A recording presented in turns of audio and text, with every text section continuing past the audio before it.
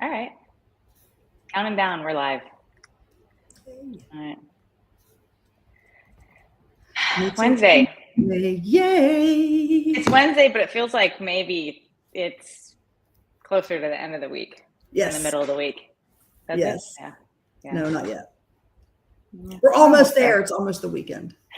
You got any plans this weekend? To do anything fun?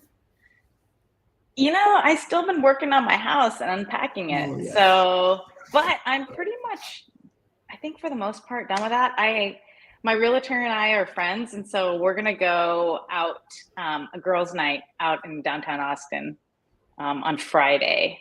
That'll be fun. So I think we're gonna go out and have a nice dinner and get some drinks and have fun. So good. Yeah. What about you? I'm driving to Asheville this weekend, and my son's club lacrosse team. So he and I are going to Asheville for him to compete all weekend. So it'll be fun. Well, you could say hi to Amy. That's where Amy lives. Yeah, she is. She's very close to there. Yeah. That's true. I forgot she lived there. I found that out when I very first came on for this position, and she didn't have power because of the storms that had rolled through there. So yeah. Is it all? It's going to be years. Okay. Yeah. They got pretty decimated. I mean, they got hit really hard, and it's a very remote area, so it's really difficult to repair. Yeah. So sad. It's terrible. Yeah. It's terrible. All right. Well, let's switch gears here. We got some people watching, so yay!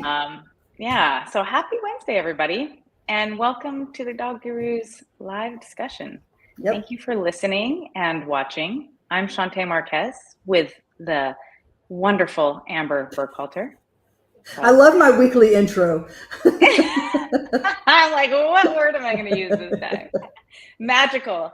I'm going to say magical. Oh, wow. So we are both Profit Network coaches at the Dog Gurus.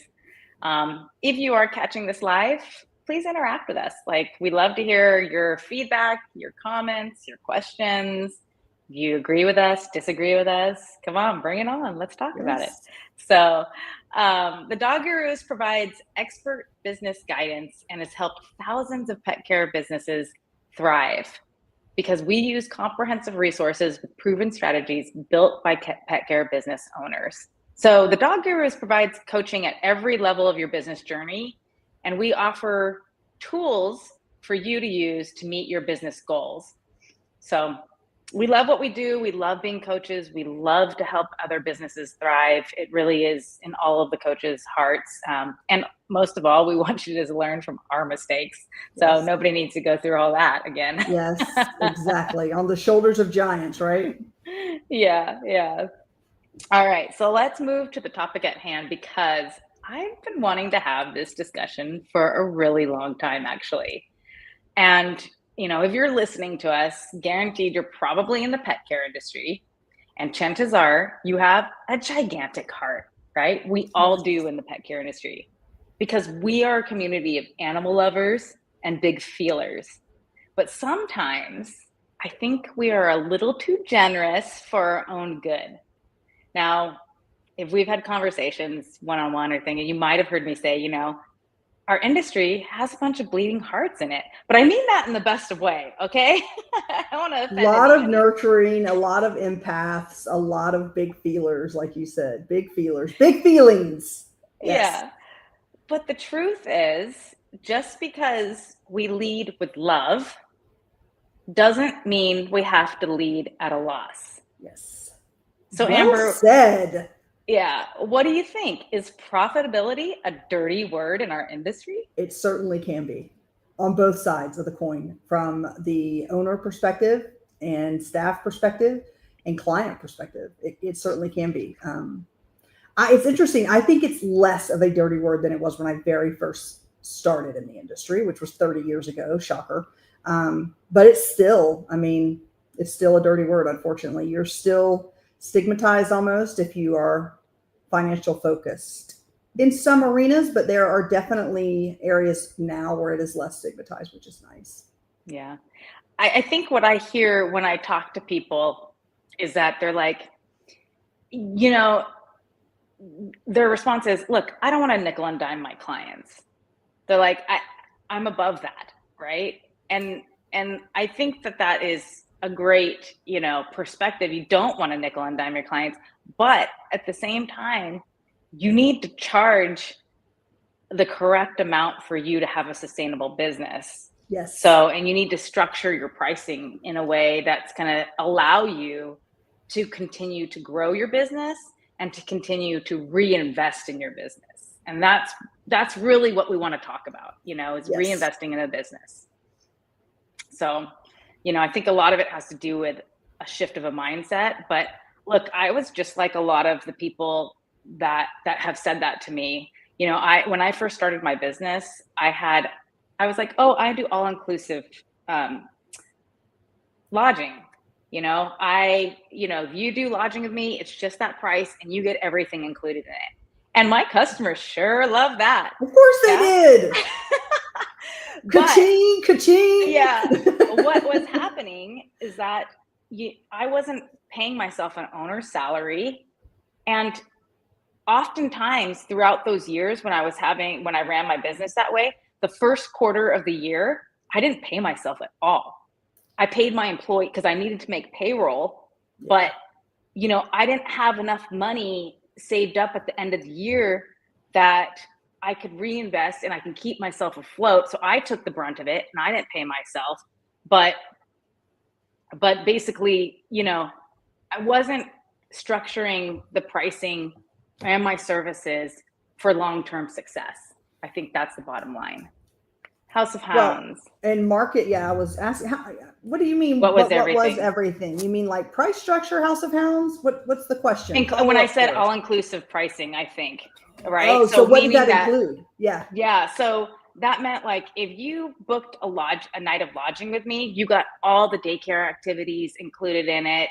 If we did, at that time, I didn't do enrichment, so I didn't have that in there, but we did like, yes, all inclusive. Okay. Yeah. So basically, you know, if we took a dog out to do some extra ball play or something, just one-on-one, you know, that wouldn't be in, that would just be You didn't charge included for with it. Yeah. But basically, like the daycare activities included with the lodging is Yeah. the main thing that we're talking about. Yeah. Yeah. I think that's pretty common. When I first opened my business, it wasn't called all inclusive, but we didn't charge for anything different. You know, if you had a dog that couldn't play well with others and had to be individually exercised and, you know, given attention to, we just did it. We didn't charge appropriately for it. And at the end of the year, you know, I didn't pay myself for 3 years. Now I expected that because I had been given the advice from outside of the industry, business professionals, that yeah, you know, you everything you make goes back into the business for 3 years. Okay. Okay. So you were still making money and putting it We back were in. making money and But money you was should have going been back charging in. yourself. I mean, you should have been paying earning. myself. Yeah. Yes, that's crazy. I mean, Later, I got advice of no, you have to pay yourself first. And then, right? So yeah, no owner's salary was being paid for 3 years. But I was still working and training, so I made my money that way. But yeah, I mean, I don't think any of us, maybe there are people out there who charge appropriately right out of the gun, but I was trying to be a successful business. I wanted to build up what all of us want to build up, which is a solid client base. And I think a lot of us think the best way to do that is to undercharge. That is not the best plan at all, right? No, yeah. It's so hard to when you set up your business, and you know, I've heard this from people, they have this strategy. No, I'm just going to go in at the lowest prices so I can get the most of the market share. And then once I get started, I'll change the prices. Yeah. It's not that easy. No. You build relationships with these people and you're going to have guilt charging, you know, and fear of their pushback to raise your prices. So you might as well just set the level of charging what you should be charging in the beginning. Why are you creating that extra work for yourself? Yeah.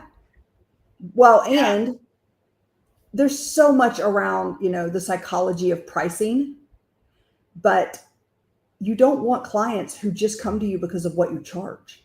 No, at the end of the day, those are not your client. Wasn't my client. I mean, I made major changes to our business in pricing and how we price, because I realized we have a whole bunch of clients here who were just shopping like a commodity. That's not what we want, right? We want people who share our vision for the pet dog experience. Yeah. And that I was think not that's, about pricing. yeah. And that's why we tell businesses starting out to really focus on who your ideal client is. And Yep. 2 weeks ago, I had that conversation with somebody and they're like, people with dogs. And I'm like, okay, No. well, would you agree that there's different types of dog owners? Yes. There You are know, many and then different it types like of dog clicked. owners. Yeah. And then it clicked as I was talking about the different types of dog owners. And they were like, oh, no, that's not my And I'm like, oh, okay. So this is your target, right? Yes. But look, charging what you're worth isn't greedy, it's professional. It's professional. So I think we have to talk about like value versus price, because as you mentioned, you know, if you've been listening to us and you listen to our strategies or even getting any education from any of the people in the industry, they're all going to tell you the same thing. You know, you want to build your pricing based on value, and you want to, you know, find the customers who are looking for value that aren't looking for the lowest price in the deal. It's just not, It's and not, plus it's not your this, customer. no, and this service is a luxury item too. So, you know, just keep that in mind too. When you're It breaking your is. back. I love that you just said that. Mhm. Nobody who uses our services doesn't understand that, right? This is a luxury. And if you don't think it's a luxury, wait till we go into a bad economy, right? Or people get scared. One of the very first things that stops is daycare, right? And travel. So if you're charging based on a, you know, this is a luxury, Okay. then you're prepared when people change their mind. So we have another question from House of Hounds. By the way, I love that name. So you changed the pricing model, didn't add on for everything enrichment comms and read to story. So yeah, that's a question to you, Shantae. Yeah, that was me. So when I did change my pricing model, what we had is we had our base price for what, you know, the overnight charges. And then based on an activity package, that's the variable that changed the overall price. So, you know, how we sold it to the customers is you could have this package and it starts at $80 a night. And that includes this package of activities. Or you could go to package, it was like 1 pause, 2 pause, and 3 pause. I know, real creative, but that's what they were. So it worked. You were successful. Yeah, so we were successful. But it also aligned with the activity packages. So 1 paw was you had one activity package for the day. Oh, I And like that. yeah, and we catered it to like that's going to be to the person, to the dog that's older, that, you know, doesn't really want to go out and play a bunch, that's more their energy levels down, they prefer sleeping all day, they're like the couch potatoes of dogs. And then we had 2 paw package, which was So like, I'm the 1 you know, paw on Saturday. That's what you're saying. yeah. Exactly. Then we had 2 paw, which is 2 activity packets, 3 paws, 3 activity packets. That's kind of how we stand it. And we added in, you know, different levels, but we also had an enrichment tier of lodging. You could either purchase classic lodging that included classic play, or you can purchase the enrichment lodging package, which we required for all of our dogs that were human companion dogs that were non-social. You automatically had to choose from an enrichment package because we wanted those people to get that special, tender, loving care. Yep. Or those dogs. I refer to dogs as people all the time. Is that weird? No, it's not weird. You're in the right group. You know, it's interesting you bring up the human companion dogs. We called them dogs that don't play well with others. I owned 2 dogs in my lifetime that did not play well with others, and I completely understood, you know, the benefit of as a business providing opportunity for those dogs if you have a setup that can support it, and B, charging a premium for it. If you've ever owned a dog that's like that, you understand it's very challenging to find the right place for them to stay because they don't go out and group play, or they don't play well with other dogs at all.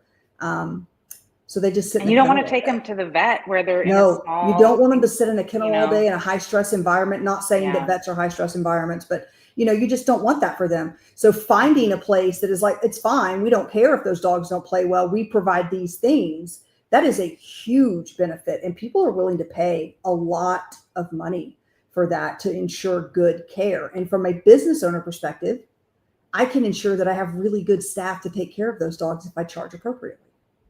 Exactly. And so let's talk about, what does value mean?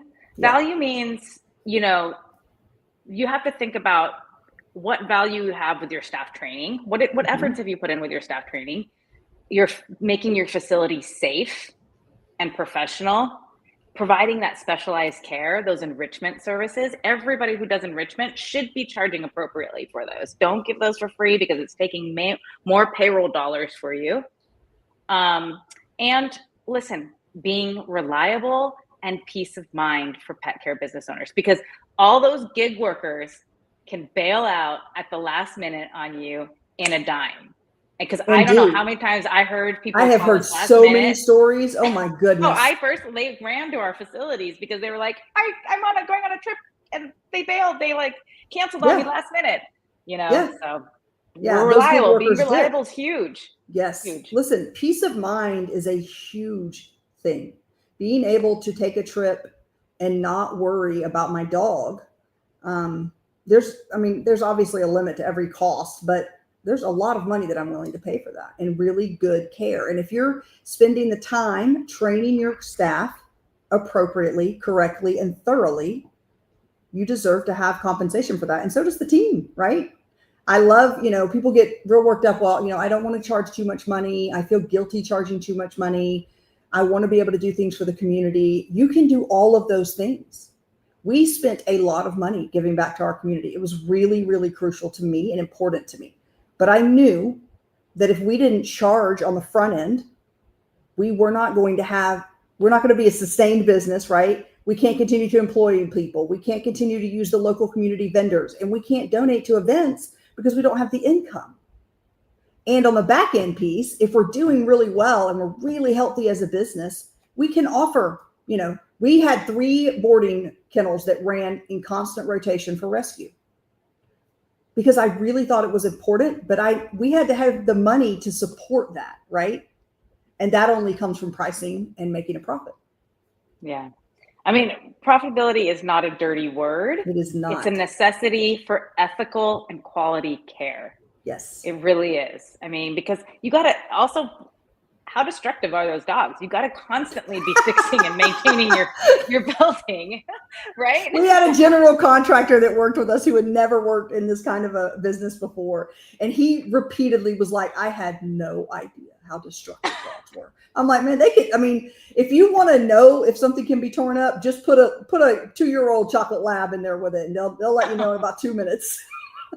Exactly. I mean, it's really astonishing. So while we're talking about being able to be profitable, allows you to really expand your businesses and expand your level of care, not only under the roof of your facility, but also throughout the community. I love that you talked about that.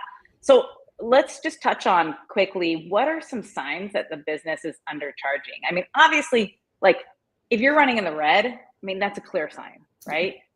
Yes. If you can't carry your payroll and you can't pay your bills, these are clear indicators, right? If you can't pay yourself, like I was in the beginning, that's a clear sign.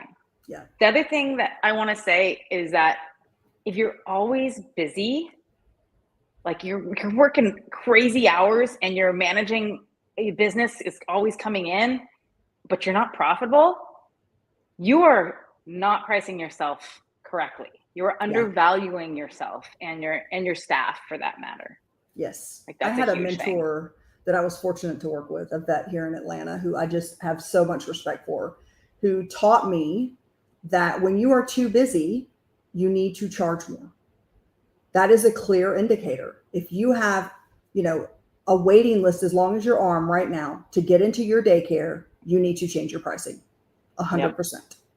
Every time we hear when we're in our Profit Network group, every time we hear somebody has a waiting list, we're always like, well, you need to raise your prices. Yep. That's a clear indicator. And people are like, what? No, I want a waiting list. And yes, I understand there's we have a waiting list. There's some glamour around that, right? There's some excitement around that. But that also means that you're not turning anyone away for any reason. Or what about if you have a premium service that no one else is charging? And that's on a waiting list, right? No one else is doing it. That's on a waiting list. And also I want to say is that you should never The goal is not to be running your facility at 100% capacity all year round. No. That's not a goal. That's not good for you, your mental health, your staff and their mental health, and just, physical health. It's not, it's really hard on the facility. I mean, that really isn't, I would say like 60, 70% Yeah, is a good 70% is goal. a good, yeah. If you're going to do this, right? We have a very cyclical business. Mm-hmm. There are going to be high seasons, of course, but you just brought up a really good point. It's really tough on you as an owner. It's tough on your staff. If there is never a quiet, like, okay, we just came out of 4th of July, it's going to be somewhat of a quiet week. There's a recoup, right? We re-energize. So if you're never having that dip in business, that's a really clear indicator. And it is really exhausting on your building. We talk about how destructive dogs are. If you're at full capacity all the time, you're constantly replacing things. I guarantee it. Yeah. That's hard. It's hard on the staff too. Yeah, So, it is. we wouldn't recommend that. No. So how can a business owner shift their mindset about, getting out of this rut of feeling guilty that they want to charge more, they know they should charge more, but they feel so guilty that they're like taking advantage of the dogs if they're actually being profitable, or not just a little profitable, but like what we recommend, 20% profitable. Like what you're a great coach. How would you change their mindset? You have to look at this as a business and not a hobby. This is not a hobby. And your responsibility is to, who are all of the players who are impacted by your business? And your responsibility is to have a healthy business that supports your team, number one, your clients, the dogs, and for me, the community. So if you're thinking about this from a hobby perspective of, well, I really like Bob and I love his dog and I just feel guilty, I know he's on a fixed income, you really need to step away from that. And you need to look at it as a business. Look at your P&L statement right there. That will tell you, okay, I'm charging, $5 for enrichment. I'm losing money. And no one in the community wants you to lose money. No one wants a small business to go out of business. So you have to think about that. What happens if you go out of business? What happens to your employees? What happens to the dog? What happens to the clients? Think about that. As you become a business owner, you have a bigger responsibility. It's no longer just about you. It's about your vendors and your team and your clients. And so you have a responsibility to run a healthy business. If you cannot step back, you need a coach to help you. You need a coach to step in and say, okay, friend, like this is a great business, but you're my client now. And I'm going to tell you, this is the things that we need to start looking at, right? It's a difficult shift. And I think, unfortunately, some of us have to make that shift in crisis. I would love to see people avoid that. Yeah. A lot of that shift happened for people during COVID. I would say that was crisis, Yeah. I think it's like, okay, you have to just, number one, give yourself permission to be profitable. Yes. That's okay. It's not bad or selfish for you to earn a good living. That's Everyone okay. in your community wants you to. They want you to be successful. Yeah. I'd say the other thing is just like reframe your perspective. Mm-hmm. And when you're looking at your pricing, it's not don't focus on the service, focus on the outcomes of what your service brings the dogs. Yeah. Not features, right? Outcomes. Mm-hmm. The benefits, basically. So, you're not selling a dog walk or a boarding stay. You're selling safety, trust, and care. So think of it that way. And then the other thing that I would say to shift the mindset also would be to educate yourself on your business financials. Know those numbers, because knowledge is power and numbers don't lie. Okay. That will truly tell you what the health of your business is doing. But, you shouldn't be running on bare bones. You should be running a business that can continually not only pay yourself, but be able to reinvest into your staff as well as into your business. Yeah. And then you have to make data-driven decisions, right?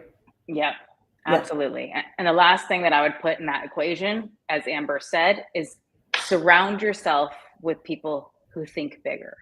So get a mentor, join an association, join a group, go to your chamber of commerce, join a group of business owners. We have some fantastic groups that you could be a part of. It's Growth Intensive or Profit Network. Those are group coaching. They have group coaching components to them.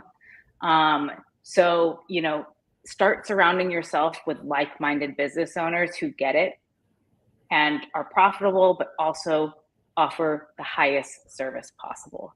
I think it is that's possible really, to be a profitable business and love dogs. yeah, You absolutely. can do both of those things. We did it. We did it. All of our customers do it. I still to this day, at this exact moment, I still have as much passion for dogs as I did when I started my business. Like, it's probably bigger now because I know more. But yeah, if you're the smartest person in the room, you're in the wrong room.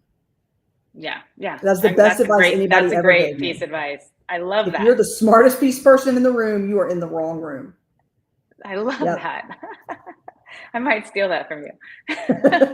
And then the last thing I would say also is just, look, practice talking about your prices without an apology. Don't justify it. Somebody asks you what the price is of something, you state it, and that's it. Don't say anything else after that. You just smile. If you want to say something else after that, I would wait for them to talk first and see what their response is. But just say the price, say it with confidence, say it with a smile, say it with your head held high and your chest up, that you're proud of it, because you deserve it. Your staff deserves it as well. Okay. And we'll touch on, we have a couple minutes left, but we'll also touch on, look, I know that people are like, if I raise my prices, I'm going to lose customers. That's okay. Because if you're going to lose customers based on price, then they're not really your customers. I mean, look, when you raise your prices, you will lose 1 or 2 customers. Just be prepared for that. Okay. That's okay. Accept it now. It's going to happen. If you give a really good service, they'll come back to you, guaranteed, because they'll go somewhere else and find out, you know what, it's not as good as the other place I was going. And they'll come back and they'll understand that it's worth it. Or if they don't come back, you'll replace them with another customer at the new price. You're going to win either way. You're going to win either way, right? And now you can afford to give your employees health insurance, or let them go on paid vacations, or send them to a training seminar, right? Now you have extra money, right? It's not feast or famine. Yeah. All right. So I'm going to recap the 3 points. Profit supports quality of care. Your prices should reflect your value. And guilt has no place in a sustainable business. All right. I was going to make, I grew up Catholic. I was going to make a joke about it, but I don't want to offend anybody. That's what popped in my head. All right, funny. Everybody. Appreciate you guys listening. Hopefully that was valuable information. And if you needed that pep talk, I hope it worked.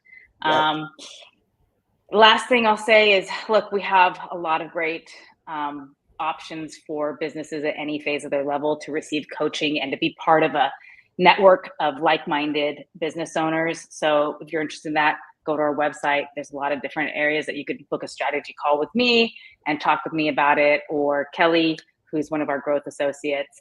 We're happy to be an ear for you and to help guide you onto what resources are best fit for your needs. And then I'll also say, if you haven't joined our Facebook group, Grow Your Pet Care Business, please do. It's a great forum. We just have 2 rules, and that is no selling, and you have to be nice. So that's a good rule, right? We don't want any negative chatter, thrown at people. That's not really what we're about here. We're all about positivity. So here is the link to the Facebook group. We would love to see you there. It's a great group. It really is a great group. Yeah. And I'll also give you a link to our website. All right, everybody, have a wonderful day and take care. Bye.